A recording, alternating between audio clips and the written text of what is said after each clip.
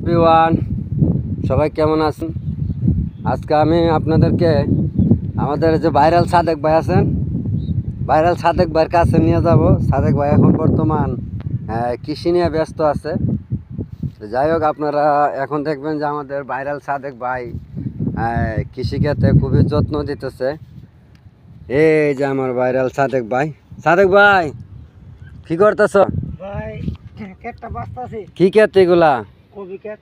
মাশাল্লাহ মাশাল্লাহ, দেখেন আমাদের ভাইরাল সাদেক ভাই কবি ক্ষেত খুব সুন্দর করে বাঁচতেছে, একদম পরিষ্কার। আসলে কৃষি করলে কিন্তু এইভাবে পরিষ্কার করতে হবে। কৃষির একটা যত্ন কিন্তু মারাত্মক, সে যত্নটা কিন্তু দিতে হবে।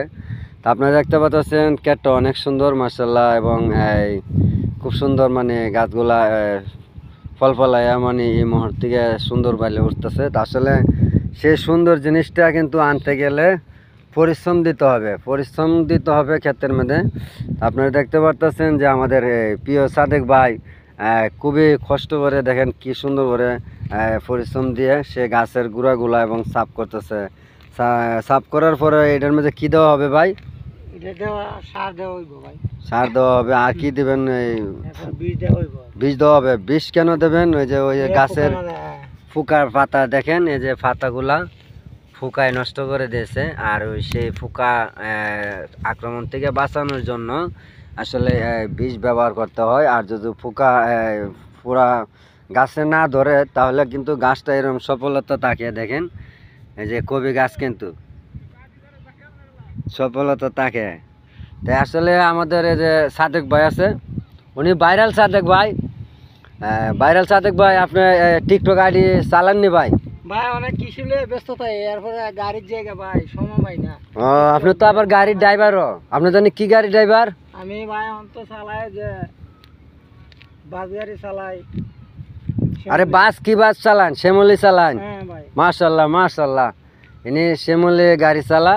আমাদের ভাইরাল সাদেক ভাই, ওনার একটা নাম ছিল আগে, কি নাম দিয়েছিলেন ভাই? লারেলাপ্পা নাকি? তা না লারলাপ্পা না, তে আমার নাম দিয়েছিলাম সুমন দিয়েছিলাম আর কি। না না, আরেকটা নাম জানি কিতা দিছিলেন? ওই যে ছোটু গ্রুপ। ছোট গ্রুপ, এটা বহুত আগে নাম পাল্টাইছিলাম। বহুত আগে নাম পাল্টাইছেন। টিকটকের মধ্যে নাই, আমি কৃষি নিয়ে তাই ব্যস্ত। এরপরে আরে ভাই, কৃষি তো অবশ্যই করতে হবে, তবে টিকটকও চালাইতে হবে তোমার। টিকটক চালাইছি বা মাঝে মধ্যে চালাই।